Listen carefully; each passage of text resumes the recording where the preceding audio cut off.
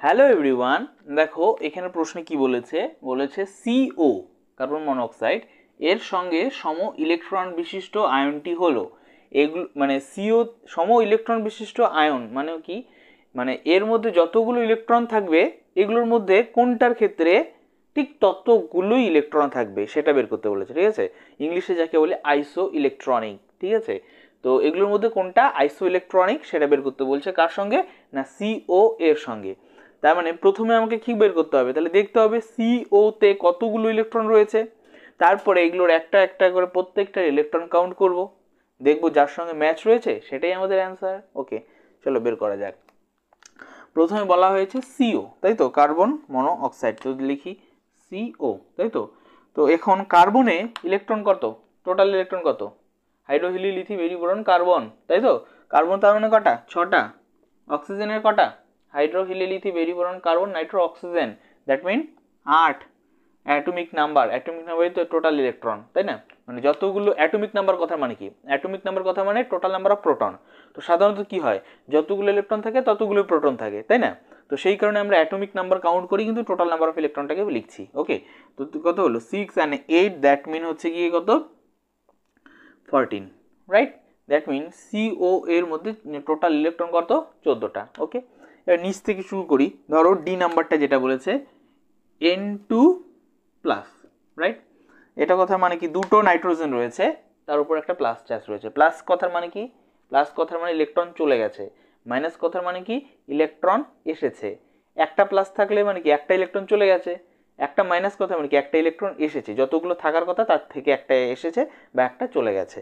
তো এবার N2 মানে কি, দুটো নাইট্রোজেন, রাইট। প্রথমত একটা নাইট্রোজেনের অ্যাটমিক নাম্বার কত, 7, তাহলে লিখি 7।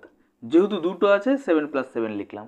ওকে, প্লাস কথা মানে কি একটা চলে গেছে, প্লাস 1 প্লাস রয়েছে, তার মানে একটা চলে গেছে, তাহলে চলে গেছে মানে কি বিয়োগ করে দিই, -1, দ্যাট মিন 13, রাইট। তাহলে এর মধ্যে N2 এর মধ্যে টোটাল নাম্বার অফ ইলেকট্রন কত, 13, রাইট। তাহলে এটা কত ছিল, CO কত ছিল, 14। তাহলে দুটো ইলেকট্রন তো সেম নয়, তাই এরা কিন্তু আইসো ইলেকট্রনিক নয়।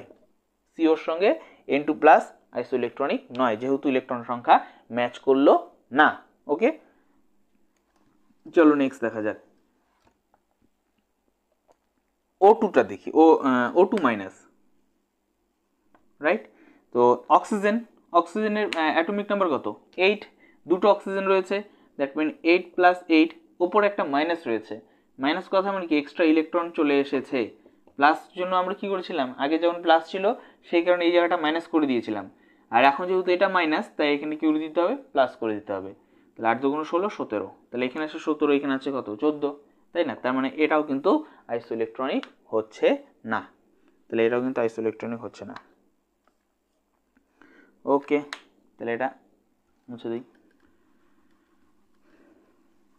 তারপর এটা দেখি O2 প্লাস, দেখি তাহলে O2 প্লাস, রাইট। চলো দেখা যাক। তাহলে অক্সিজেনের 8টা, তাহলে দুটো অক্সিজেন রয়েছে, দিয়ে দিলাম। এবার যেহেতু প্লাস রয়েছে তার মানে কি একটাকে কি করতে হবে, বিয়োগ করতে হবে। প্লাস থাকা মানে কি একটাকে বিয়োগ করা, তো -1 করে দিলাম, রাইট। তাহলে কত হলো, 15, তাই না, 15 হলো। তাহলে 15, তাই এটা কত, 14। তাহলে বোথ আর নট আইসো ইলেকট্রনিক, রাইট।